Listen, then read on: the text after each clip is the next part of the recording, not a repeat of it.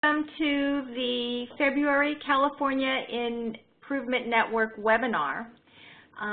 We're really excited today to be hearing about practice coaching, which I think is a huge issue for a lot of programs and organizations that are working with frontline practices to improve care. What we're going to do is this is Sophia Chang from the California Healthcare Foundation. I'm going to go through a little bit of the logistics for the call, and then I'm going to pass the baton over to our speakers so that we can hear from them and you don't have to listen to me. So starting first with just a little bit of webinar etiquette and housekeeping, we will be recording this session. And so we ask that in order to reduce distractions and background noise, to try to avoid having calls coming through to your phone. Please don't put the phone on hold. We have a significant number of people on the call, so I think we will put the lines on mute, but just in case we take them off mute, we ask you to still hold to these little rules. If you have any logistic questions, use the chat function, which is at the bottom right side of your screen. You can send it to the host, who looks like it's Sarah Aiden, but it's actually Canel Barrero, my assistant, if you've got any logistics questions. And if you have any questions to the speakers, please send your chat message to all. If you go to send to, you'll see a little drop-down box, and you can choose all attendees. That way, if people know that a question is on deck, they may not ask the exact same question, and it also helps you see what other folks are wondering or thinking about. You can raise your hand by clicking the little hand icon, which is above that chat box, and that will allow me to try to call on you. Unfortunately, not everyone has a phone line attached to their name because they may not have been called directly through the system, and so it may be more efficient to use the chat. And let me briefly talk about and introduce today's speakers, and then we'll pass on and let them talk directly to you. So we're going to hear from two organizations this afternoon. One is LANet, and the other is the San Francisco Health Plan. And as I mentioned, I think many of us are really struggling with, we have all these great ideas, we have all these great changes, but how is it that you work with those frontline providers to really put them in place? And what are some of the strategies that really seem to work, and how do we learn from one another on this? So Lindy Knox, PhD, is the first speaker, and she's the founding director of LANet, which is a primary care practice-based research and resource network in LA County. She's worked as a clinical psychologist for 12 years in healthcare and school environments in Texas, and was an associate professor of family medicine at the University of Southern California for 10 years. Her current projects include the evaluation of practice facilitation intervention, which you're going to hear about today, to implement the chronic care model in federally qualified health centers in LA, implementation of Project ECHO, which is a virtual telemedicine grand rounds type intervention designed to develop expertise of primary care providers in managing complex conditions in the primary care environment. A study of practice facilitation and local learning collaboratives in implementing chronic kidney disease guidelines, and an evaluation of a peer mentoring program for diabetes self-management support. Past projects include participation in the National Children's Study Pilot, a study of a web-based medical errors reporting system in primary care safety net practices, studies of chronic obstructive pulmonary disease management, and osteoarthritis management in the safety net, and an evaluation of the American Academy of Family Physicians Americans in Motion in Obesity Intervention. Now you all try saying that 10 times fast. So our next couple of speakers are paired. It's Hunter Gatewood and Lauren Zutler. Hunter is the Director of Health Improvement at San Francisco Health Plan, where he works with a team of 9 improvement superstars and the provider network for 4 public insurance programs, plus the Healthy San Francisco Access Program. To increase access to care and improve clinical quality in the patient experience, The health improvement team employs a range of programmatic approaches, including pay-for-performance, patient incentive programs, and improvement collaboratives, and practice coaching in primary care clinics. HEDIS scores and CAPS are obviously very important in this setting, and you'll hear more about what they're doing. Before joining San Francisco Health Plan, Hunter developed statewide primary care improvement initiatives at the California Healthcare Safety Net Institute, and he's graduated the Institute for the IHI, Institute for Healthcare Improvement's Improvement Advisor Professional Development Program.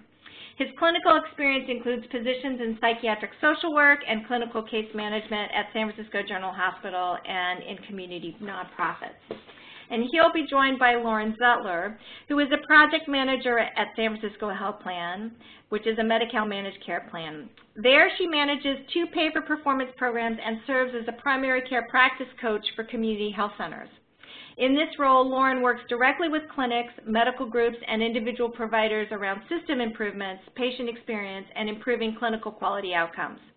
Lauren is currently engaged in a year-long professional development program on practice coaching through the Institute for Healthcare Improvement, and hopefully she'll have a few moments to tell you a little bit about that program as well. Prior to joining San Francisco Health Plan, Lauren worked at Stanford Hospital and Clinics as the quality manager for the inpatient oncology and medicine units, as well as the cancer center. As part of this work, Lauren worked with teams to prevent medical errors and redesign clinical systems to improve operational efficiency and patient safety, the kind of work I think that we're all pretty much focused on these days.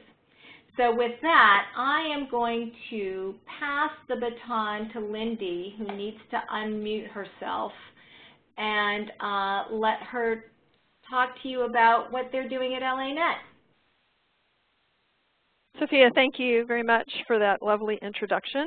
And I'm very excited to hear the presentations also from Hunter and Lauren.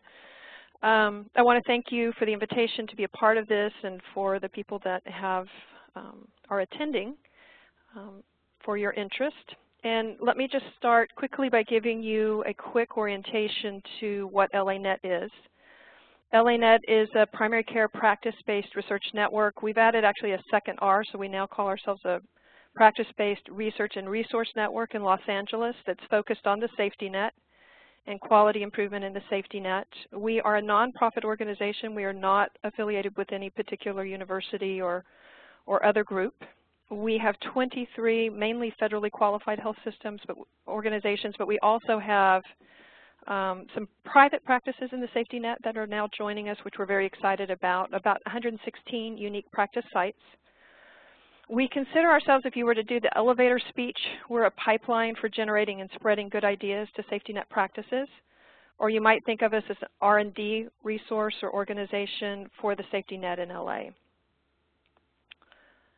So one of the things I know Sophia had said, if you guys have questions, please feel free to put them in the chat box, and I'll try to respond to them as I talk, or if not, we'll catch them at the end of the session. So a quick introduction to LANet's practice facilitation program. We started this in 2009 with funding from the Agency for Healthcare Research and Quality. And our projects that we started up with were intervention to implement the care model in 18 federally qualified health center practices. We are currently involved in a project to implement CKD guidelines, and we're working with, at the end of the day, we'll work with about 30 practices on that one. We also have our first self-pay from a federally qualified health center that has contracted with our facilitators to support PCMH application and acknowledgement process with NCQA. And then we're in the process of beginning work with RAND on an intervention to train and use facilitators to do post-implementation optimization. It's a real mouthful for health IT systems. So the implementation process occurs, but there's so much work that's left to be done after that that we're looking now at how to use the practice facilitators to help the practices with this. Our goal as an organization, and we're governed, it's important to say that we're governed by frontline clinicians, is to create a permanent resource for the safety net in Los Angeles that's available whenever a practice needs it. So this is a quick introduction to our facilitators. We have 5, Actually 6, we're missing a photo. We have Diana Trahe's picture didn't make it in there. But what's important here is to see sort of the diversity of backgrounds of our facilitators. We have RNs, MPHs, PhDs. We're talking now with Drew about possibly using some medical students also in this capacity, and MHAs.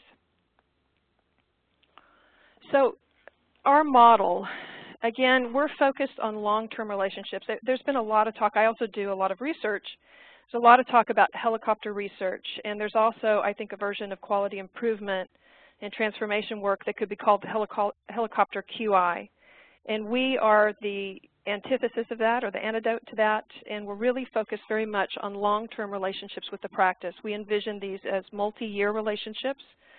The metric of success, and this actually comes from Jim Mold, who really is the father of practice facilitation or QI coaching, I think, in the U.S., is that the facilitator has the combination or key to the back door. So it's very much driven by personal relationships. This creates a lot of efficiencies because when there is a new treatment, a new guideline, a new health services model that needs to be pushed out, that initial startup time of getting to know the practice, get to know the players is already accomplished. And that facilitator has had a long-term relationship with that practice, so they're ready to get in there and go right to work. We have 2 kind of levels that practices are involved in. One is active intervention, and in this level, they get a half a day a week of practice facilitator support on site. This can go anywhere from 6 months to 10 months. It could be shorter, could be longer, depending upon the goals of the intervention. And then once a practice has moved through an active intervention phase, they move into maintenance, where that facilitator will continue to maintain a relationship with them, but it will be for maybe once every month, once every 2 months. And then they can be then moved back into active intervention when there's a new project to do. Our average cost to support a practice per year runs about $9,000. That obviously would vary by region, but for us, we're able to do it for about that. This is a quick review of our process. So when a facilitator goes in to work with a practice, the first step that they go through is readiness assessment, and we have a checklist that we use, very practical, has to do with things like they're not in such financial distress that they can't operate, or they haven't had massive levels of staff turnover. So they're at a place where they're not in such a survival mode that they can actually benefit from some QI coaching. Then we start with a kickoff meeting, and an important part of this kickoff meeting is an academic detailing visit. And what we mean by that is it's a peer-to-peer exchange, and it's really designed to create buy-in to the quality improvement and facilitation process with that practice team.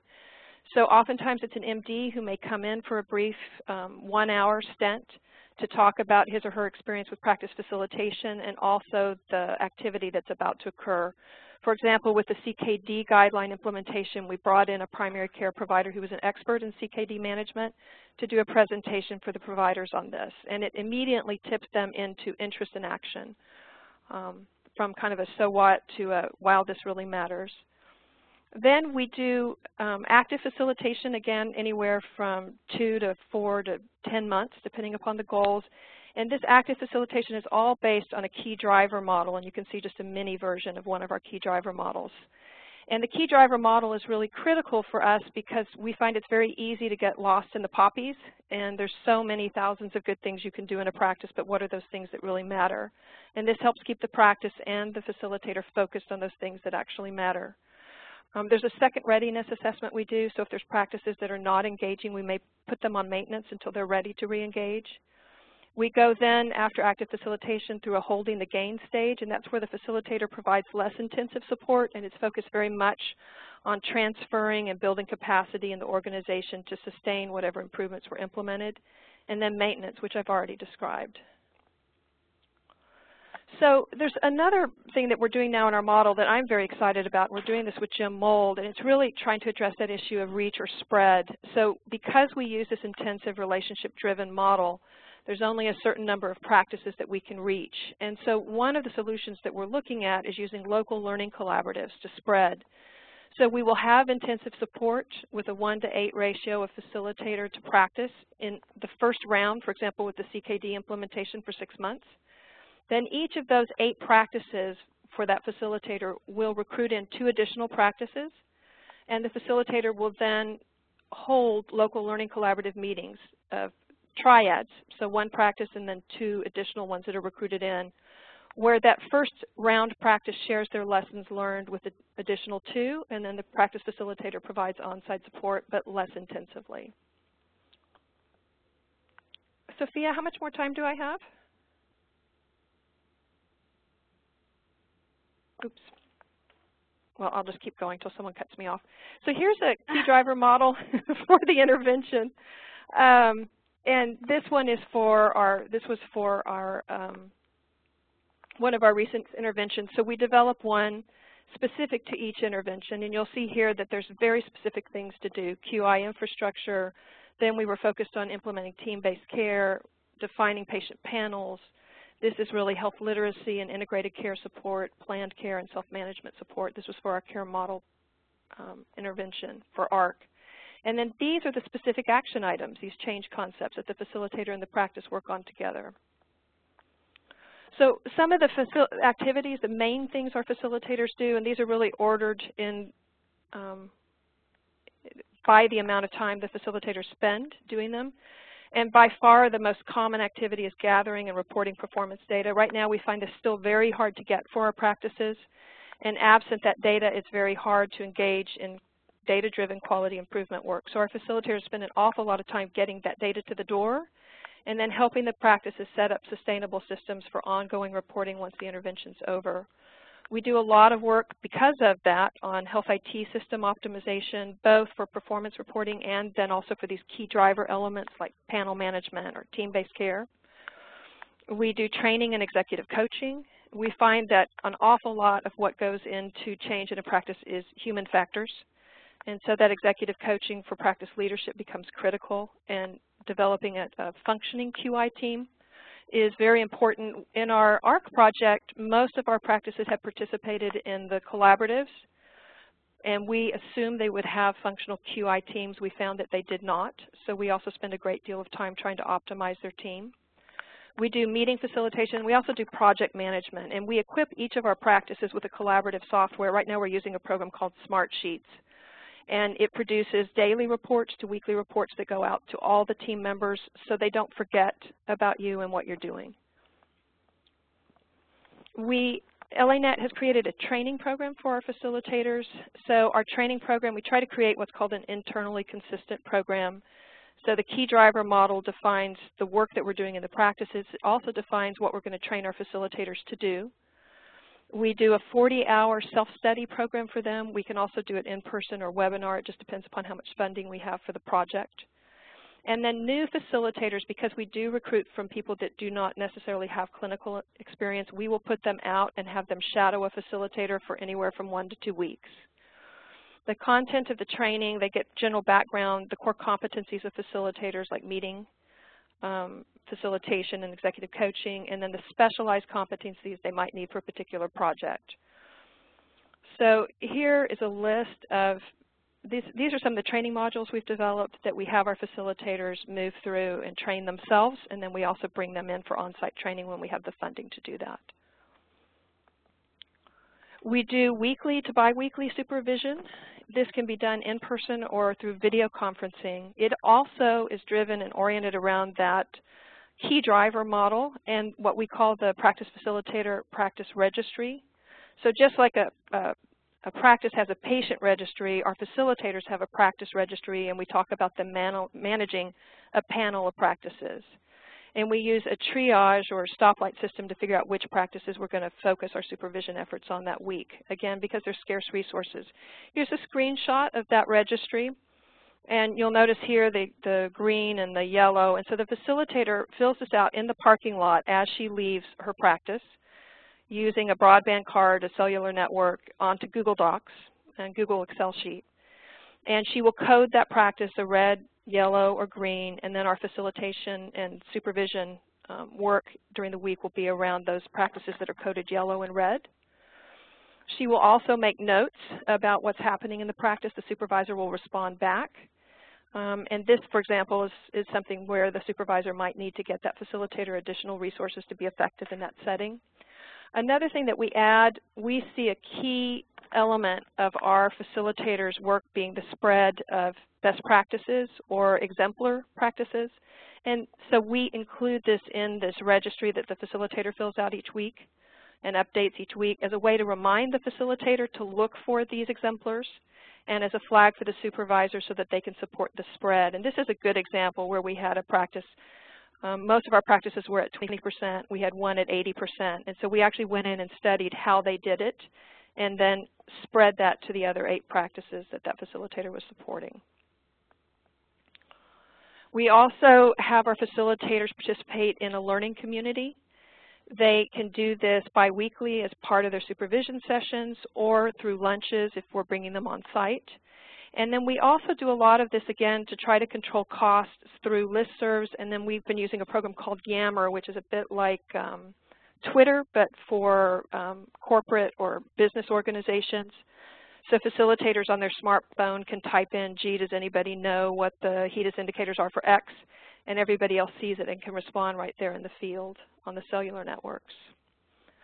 So Sophia asked me to share a little bit of our outcomes, and we are still doing some data analysis, and we do not have outcomes for CKD. What we do know for the ARC project with the care model implementation, looking at the ACIC, we had all 13 practices reported clinically significant improvements on at least one of the, I don't know if you guys know the ACIC tool, and then aggregated across all 13 practices, we had statistically significant improvements in 4 out of 7 domains and also on the total score. But bear in mind that we did not use a control group, so these are really more descriptive in nature.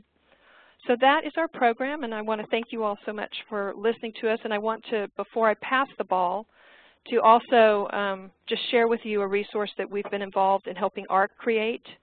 I think Sophia sent you the link, but this is based on both you know, our own experiences, but also about 30 or 40 experts across the country in terms of how to design and run a facilitation program, in case you're interested.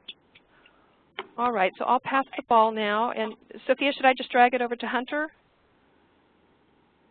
There were 2 questions about specifically the readiness assessment tool and the smart sheet. Are those available in this how-to guide?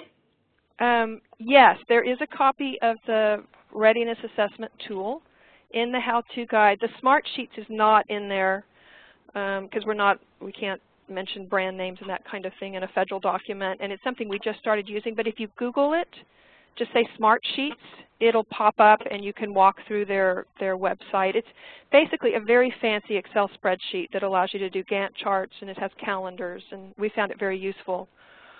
Mainly, one of the things I like best about it is that it will generate a daily report to your project team, and what we found is CMOs and busy clinicians kind of forget the progress that the facilitator is making, and this is a way to just kind of stay constantly in front of them. Great. I'm going to let Hunter and Lauren take the ball now. Linda, you want to pass it to them? And then I see these other questions popping up, and we'll save them to the Q&A session. There you go.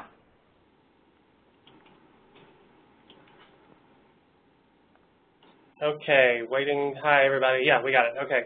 So, hi, this is Hunter and Lauren from the San Francisco Health Plan. We'll talk a bit about our experience with practice coaching so far. At the Health Plan, we've done practice coaching in 3 different contexts, 3 different ways of doing coaching so far in the past 2 years, and we'll tell you about that and how it's worked. Like Lindy, we want to introduce who we are a bit. So San Francisco Health Plan, as many of you know, is the Medi-Cal managed care plan for San Francisco.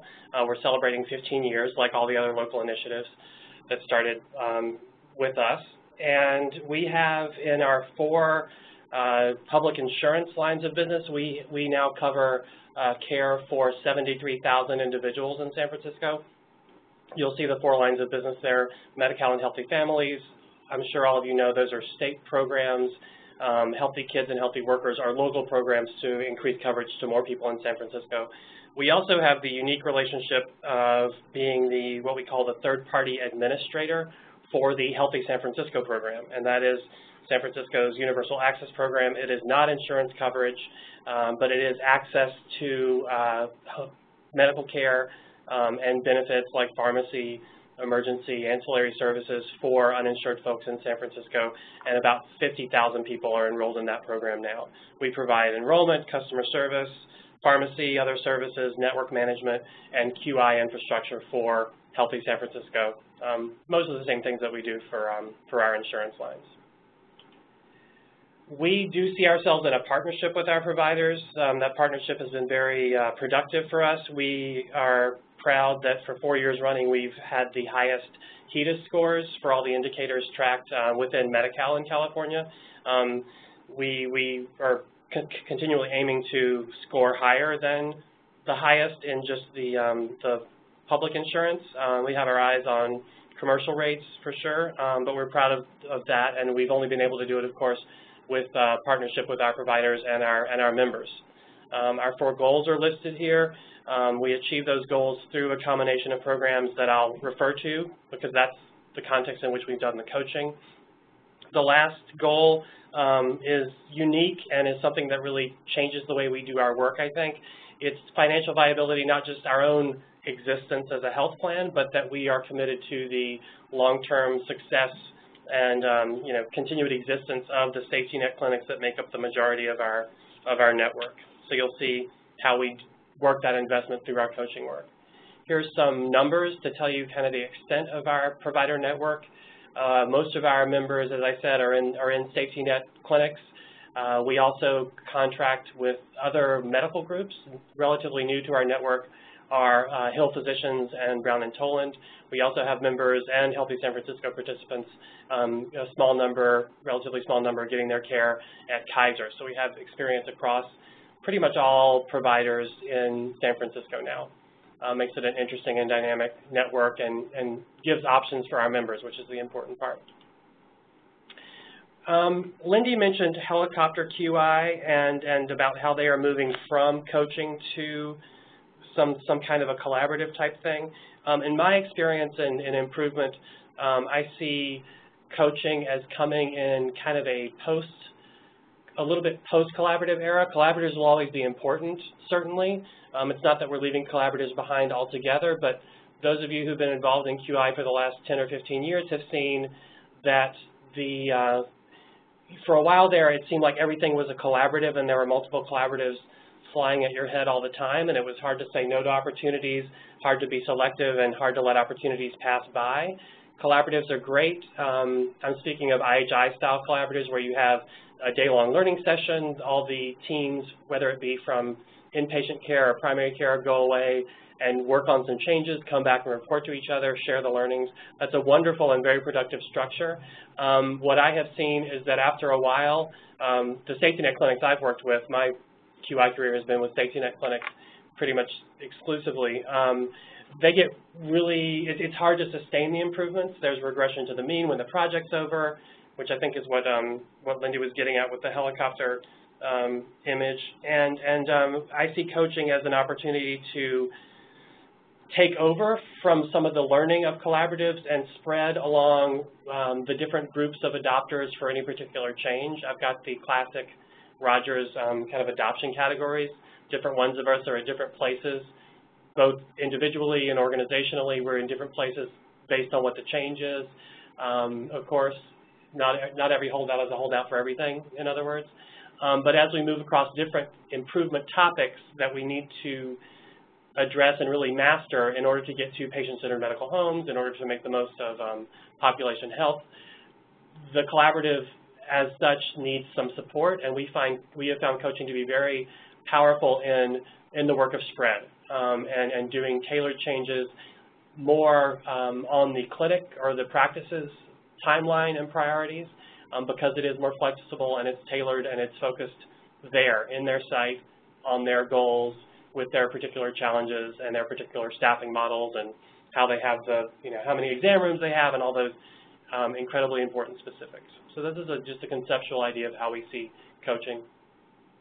These are the 3 ways we've done coaching in San Francisco Health Plan. We offered coaches for the first time in 2010 and 2011 alongside a year-long collaborative. So there was a coach as well as the day-long learning sessions. We did a leadership course for 19 clinics, and there was a QI project to help them practice the leadership lessons they were learning about how to have effective team meetings, how to build leadership, how to hold staff accountable, how to deliver on a project, how to manage by data, to address, I think, what Lindy was also getting at when she said they assumed that that clinics that had participated in collaboratives in the past had what I consider that QI hygiene down, and they went in and lo and behold, the clinics did not have that in place. And sounds like many or most cases. We've had the same experience, and so we decided to do a leadership course to address that, and also did coaching with that. And then third, the part that the coaching that's currently ongoing that Lauren will speak about is when a site through our other QI program says we really want extra help on this particular topic. So those are 3 different ways that we've added coaching to our work. The year-long collaboratives, we had expert trainers, Mark Murray for appointment access and the Institute for Healthcare Communications on improving patient communications. The drivers for these collaboratives, the driver was our low CAP scores. Like I said, we have the highest HEDIS scores of Medi-Cal plans in the state, but we have among the lowest CAPS patient experience scores. And the 2 things that our members have the most problems with are getting appointments when they need them, and also there's elements of the composites on both staff communication and provider communication with the patients, our members, where we have these low scores. So we did these 2 pilots. 5 clinics participated in the communication improvement pilot, where there was training for providers and for staff. And then we had 4 clinics that worked with Mark Murray on appointment access.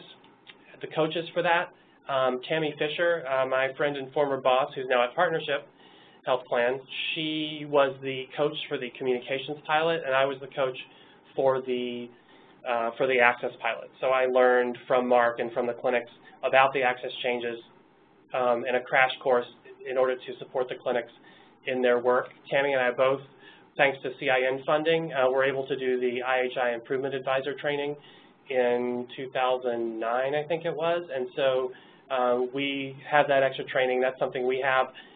I do not think that that's required for a coach, and you'll see in future slides other backgrounds some coaches we've worked with have, but everybody always wants to know who are these coaches and what do they know and where do they come from. That was an important part of Tammy and my work.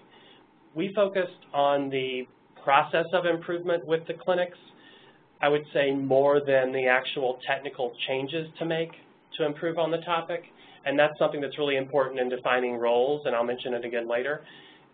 I personally don't think that it's vital that a practice coach be the subject expert on, for example, access or patient communications.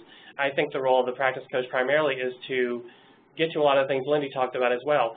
QI hygiene, so do you have regular meetings? Are you looking at your data? Are you doing small tests of change?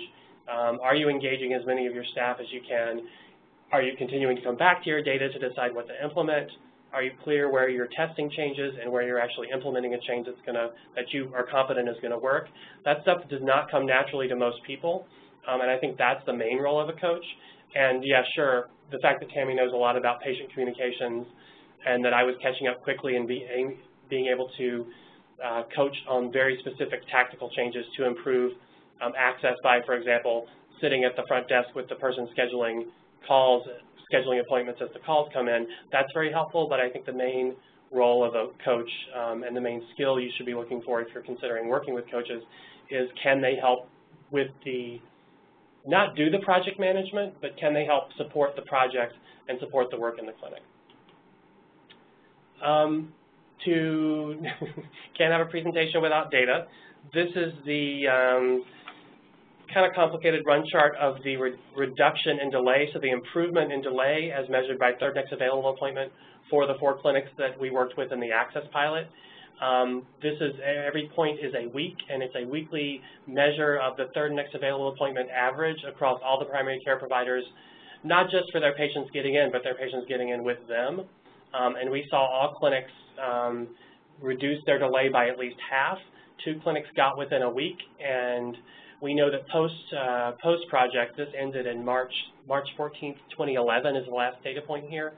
We know that clinics, even after they stopped reporting to us every week, they've still reported to us monthly and some quarterly. We know that they've continued to master the changes to their scheduling and all the different ways they can improve access to keep the work going. And to our to our satisfaction and happiness as a health plan trying to assign members to medical homes, all 4 clinics increased their overall panel size, so how many patients they were taking care of during the same period where they reduced delays. Hard to say what would have happened if not for the coaching. You know, what part was the collaborative itself and what part was the coaching. We do know that clinics were very grateful for the coaching. Kind of qualitative feedback we got was that the coaching was really important to help them keep meeting, for example, actually have the meetings, focus on the data, and do the things that I talked about a couple slides ago that we see as the main role of a practice coach. For the communications project, here's some results. These are 8 of the 12 composite measures, so the measures clusters within the CAPS Patient Experience Survey. These are the 8 of the 12 where our 5 clinics improved within a year based on a baseline, and then this is the 10-month post-intervention, basically post-collaborative CAPS survey done at the clinic level. We're most proud of the 2 areas that are in bold there where the improvement was the highest. 2.9% more patients of the survey, the post-survey, would recommend their provider. That went up, and then also the composite of patient recommending the clinic, that went up by 3%. So those of you who work with CAPS improvement know that this is a big jump, and we found these to be statistically significant and got good outside expert help on survey data validation, which we do not have internally. Lauren's going to, the Quality Culture Series is the leadership development program I spoke about. That we had 19 clinics, and they did a year's, one monthly session from January to September based on topics of how do you develop a strong leadership team, hold your teams accountable, come up with a QI plan that governs your whole clinic. And as I said, there were QI projects where everyone got a coach to work on that particular topic. We pulled a lot of the content for Quality Culture Series from our CIN partner, Redwood Community Health Coalition, so thanks guys for that, if any of you are on the phone. These were the topics for the projects, and this is in there again to show who coaches are that we've worked with. So there was Tammy and there was me, and then everyone else was a contract employee, a contract coach that worked with a set number of clinics on these topics. And you'll see people have different clinical and non-clinical backgrounds, different content expertise on EMR or on, Lean. Min Matson, who was a consultant, now works here full-time as our Director of Provider Relations. He has his project management certificate and background in Lean and his healthcare improvement work. So a pretty wide range of folks' expertise. So the third way we've done the coaching is by invitation from the site, where a site says we have a project that's really important to us and we really want help. And these requests come to us through our 2 pay-for-performance programs. We have a pay-for-performance program that operates kind of like a learning collaborative called Strength in Numbers. And this is quarterly reporting of registry data on chronic illness measures and cancer screening measures, as well as operational measures like third next available appointment, where we do technical assistance training. So we do panel management trainings, or we do other related trainings, and then we give clinics incentives based on their improvement. And that's one of our pay-for-performance programs that's been going on since 2009. New in 2011, San Francisco Health Plan was behind the curve of most places around the state and around the country in launching our own pay-for-performance program. We have these hands here. It's partnering because we do a lot of technical assistance, and Lauren Zettler does coaching within the PIP program to help clinics and medical groups improve on 4 domains that we look at. There are measures in 4 domains of clinical quality, of course, also data quality, leadership development, and patient experience improvement.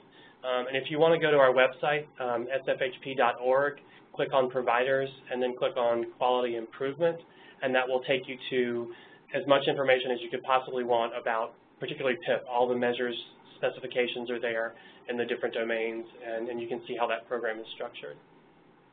So Lauren's going to talk for a minute about her work, her involvement in the IHI coach program, but I just want to point out that the 2 by invitation coaching engagements she's working on now. One's with Children's Health Center at San Francisco General Hospital, and it's specifically targeted at their work to document BMI percentile in their kids, and also do and document the counseling for nutrition and exercise that's tracked in HEDIS measures that's important to their clinical care. And she's also doing a coaching project with one site at Mission Neighborhood Health Center where they are working on clinic efficiency, visit efficiency, and measuring things like cycle time. So, Lauren? Thank you, Hunter. So I'm enrolled in the Institute for Healthcare Improvement's 11-month distance learning program, which focuses on primary care practice coaching. The program has a diverse set of participants. It really ranges from people like physician medical directors to consultants to people like outreach coordinators. Today I'm going to focus on just one aspect of the coaching program that I think is a really critical component, the collegial coaching. So how this works is that one time per month, we, our large webinar class, divide into a series of small groups paired with a faculty member. And each coach takes a turn presenting his or her own coaching situation and an overview of their experiences to date. And what this does is the coach actually is able to share his or her challenges that they face during their coaching clinic enterprises, and also their own, the challenges, behaviors, feelings that their actual clinic is facing. And so what happens is that peers then use active listening and powerful questioning, two strategies that we're learning to better understand the case-based scenario and apply some of the facilitation and change management models we're learning to the situation. And so really the goal of what all of this is about understanding the models of change management, practice coaching, facilitation, understanding how they can apply to a case, and to help a colleague with the case and with understanding how their coaching is going. So it also allows each of the participants in the program to practice these new skills of active listening and powerful questioning. So that's been a really interesting part of the program. There are really many benefits that I've experienced so far of the IHI program, but one I'd like to touch on is the actual interesting tool that we're teaching around organizational mapping. This is a technique used to assess organizational structures and alignment within an organization for change. Organizational mapping allows you to identify stakeholders and sponsors and the relationship between all the players in a given clinic or medical group or practice. And the key purpose of this mapping is really to diagnose where there are gaps in alignment so that you can better be prepared to support interventions that enhance the change efforts.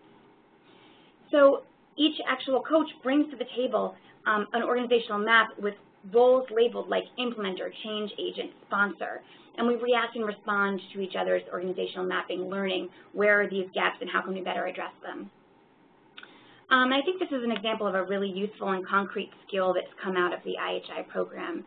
And then one last real benefit that I found to be extremely powerful is around how does one manage themselves as a coach. So this is really learning the importance of managing your own emotions when in really challenging situations. We learn things like how to give reflective responses instead of reactive ones, how to maintain understanding and empathy in really stressful, high-intensity situations, avoiding generalizations and characterizations, sticking to facts and specifics of the case. And so that's another example of something that we practice during our webinar calls and that we also are learning about through the literature and lecture series that we're participating in. Great, thanks, Lauren. And I'm going to wrap up really quickly with our last two slides so we can get to Q&A. Roles and expectations, this is something that I think Lindy's work will definitely contribute to our growth, and I think everyone should pay very close attention to how you start the work. We've had really good responses by our clinic constituents where we've done this coaching, and I also think that one of the bits of feedback that we've received is that these engagements would be really productive from the get-go if the roles and expectations were clear. And the couple of cases where a coach that we've had working on one of our projects has not had a positive relationship or has not had the most productive relationship with a site was where, for example, the clinic thought the coach was coming in to do the work for them, and they didn't understand that they needed to be really bought into doing the extra work that a project requires in the short term, and that the coach was really there to support it. Or they thought that the coach was coming in with all this content expertise that we never promised, but we weren't clear wasn't coming along, and that the content expertise would have to come from somebody we could connect them to, but it wouldn't be there every time they met with the coach, because the coach isn't the expert in every topic, or even the topic that the person, that they're there for. We found that coaching has worked well with a collaborative. In the Quality Culture Series, we, in hindsight, it seems perfectly obvious, we did not allow for especially in the access work, there's a lot of didactic content and queuing theory and supply and demand matching, and there's complicated concepts, and then they're very intricate to implement, and we didn't plan for all the time needed. In addition to the leadership development work that was going on in the core Quality Culture Series content, we didn't allow for quite enough time for the clinics to absorb all of the change project content that they needed to make the coaching the most effective and do that in a central way. So I'll skip it. We have a coaches survey that we did of QCS that came out really well, gave a few actionable changes, some of which I've already mentioned. And then our next steps, we want to be able to build capacity for long-term coaching and therefore allow our coaching by invitation, like Lauren's doing, to continue. We have very limited capacity for that right now, and we want to better define the coach role, like I said. That's just from the get-go. I liked what Lindy said at the top of the call about even having somebody who had been on the receiving end of coaching before be in an initial meeting with a new practice. That's a great way to get that peer-to-peer, this is what this person's good for, input that's wonderfully credible because it's peer-to-peer. So things like that we really want to make sure we do in an organized, consistent way. I'm going to answer one question in the chat box, and then I'll turn it over to Sophia to manage the rest of the Q&A. Lisa's asking, how many staff members in our department are dedicated to coaching? Some coaches are outsourced. How many? Yeah, Lisa, we are, like I'm saying right now, we are trying to build that capacity. Right now, the only person actively doing coaching at the moment is Lauren. The coaching that was done previously by this crew, the Quality Culture Series, me and Tammy and I, were staff positions, and we each coached three clinics. Joan, Min, Kate, S.A. All coached some number of clinics, and they were all on a contract basis. The Quality Culture Series was paid for by a combination of health plan money, Healthy San Francisco QI money, and grants. And the same thing for the two projects on access and communications. Where am I? That's Tammy and I were the coaches, so again, we were both on staff.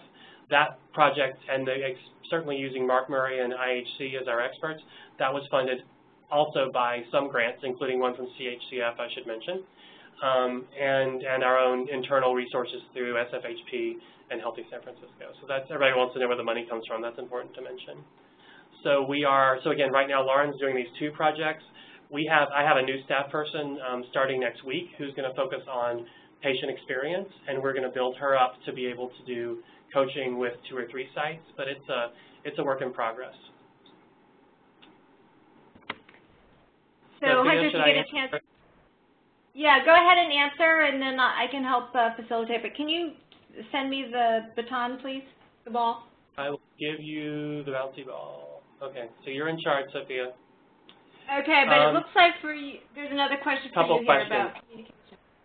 Yeah, so Sarah's asking where our training curriculum came from and how long was the development process.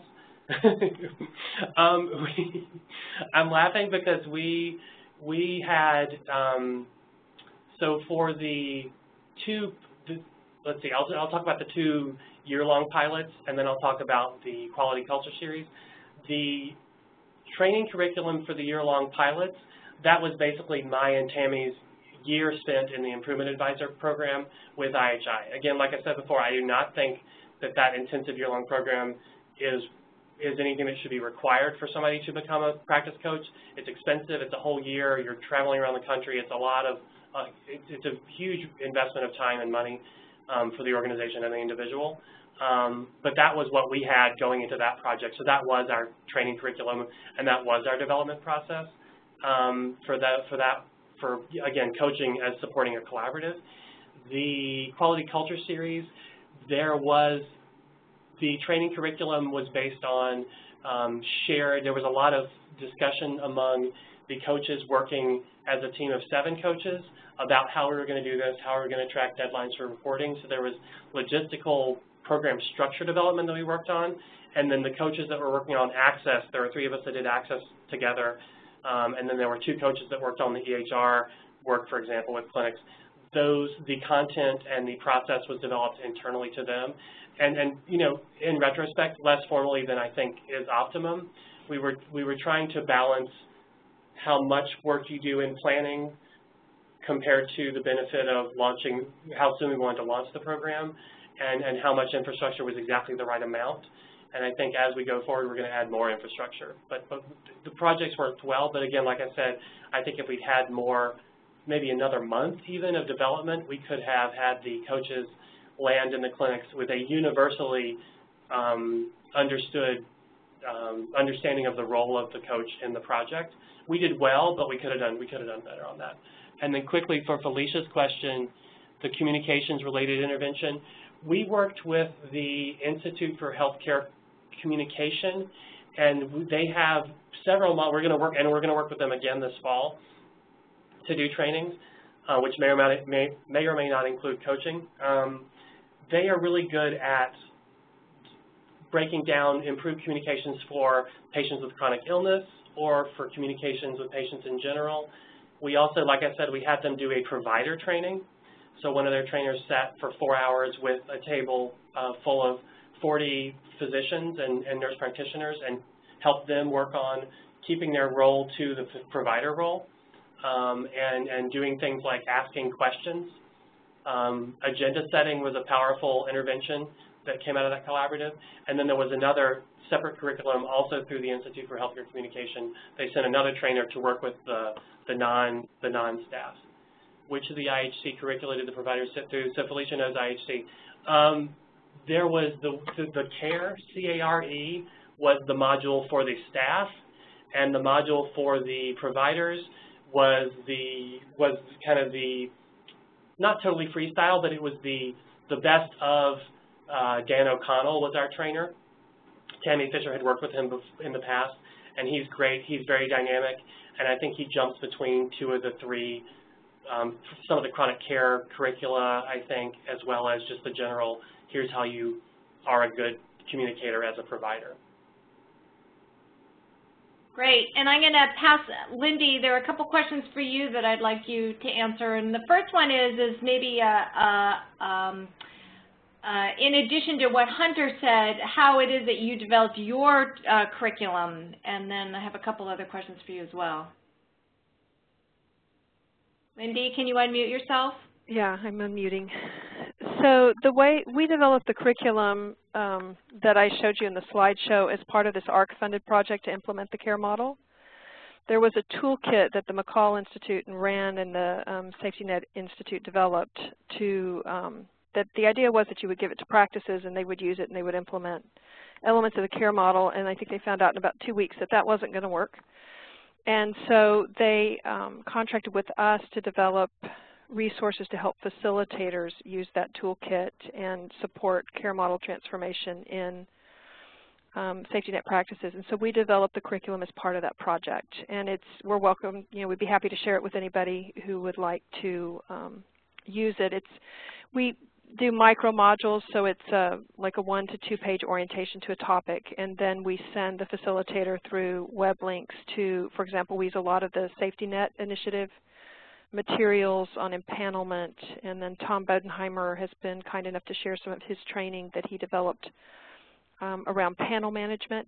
And what's nice about what Tom's doing, and we're going to continue to work with him on this, is that the training, you train the facilitators, and then the facilitators do exactly the same training with the practices.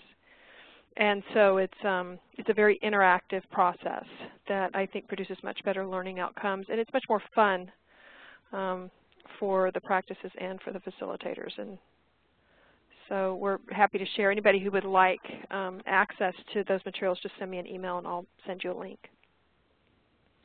And I think there were a couple more questions for you. One was, how is it that you actually match your coaches to sites? Do you have any criteria or key questions? And then we don't have the luxury of doing that yet. We only have 6 facilitators, but the way we do match right now is really by geography, because again, we really emphasize a local presence, and we want the facilitators to be easily accessible to the practice if they need them for something. And then we don't want our facilitators burning out because they're having to drive long distances and getting sick of doing that. So the first criteria we really use is geography. One thing I didn't mention is we take a team approach to coaching. So what we have is a lead facilitator who's attached to the practice and has the primary relationship with the practice. But that person will broker resources for that practice for whatever change they're undergoing. So for example, if we have a practice that's going through empanelment and they need support, we might bring in someone like Mark Murray, or we have a facilitator now who has expertise in that. So this generalist facilitator, who's the main contact with that practice, would reach out to this other facilitator who's also part of our organization and bring her in as a content expert for a short period of time. So geography and expertise. Yeah. And the other question was who pays? You our mentioned funding, the $9,000. Yeah, there's no easy answer to that. The Affordable Care Act creates this National Primary Care Extension Program, and we had hoped that there would be funding for facilitation through that. It's not happening right now. Where most of our funding is coming from is the Agency for Healthcare Research and Quality. It has given us several grants and contracts. In addition, HRSA had those quality improvement supplemental grants, and several of the practices have reached out to us and used that money to bring in our facilitators to help them. And then a really useful source of funding for us has been partnerships with university researchers. And so researchers that are wanting to work in the clinics that are doing projects that fit within our mission and the interests of the practices, we will help them with recruitment, and then we require that they actually use our facilitators to do their data collection. And so those funds help subsidize ongoing quality improvement support to those practices as well. And there's many other examples. That how-to manual talks through some of them. North Carolina was able to get a line item in their state budget to support practice facilitation programs. Some of the state Medicaid directors at a meeting I was at recently have talked about perhaps putting requirements in the contracts out to the health plans that they provide some support and funding for practice facilitation. AHECs are getting involved in this as well, so they are another potential source of funding, perhaps as a subcontract.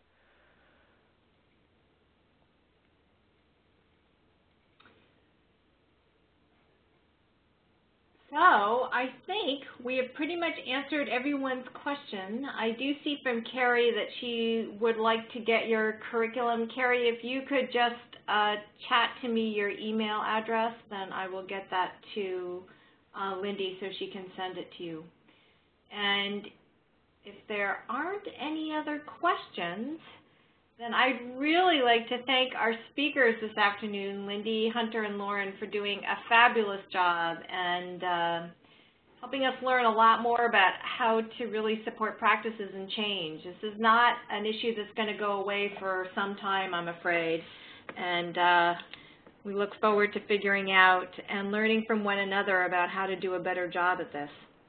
So thank you, everyone. Thank you, Sophia. Great. We enjoyed it. Thank you, Sophia.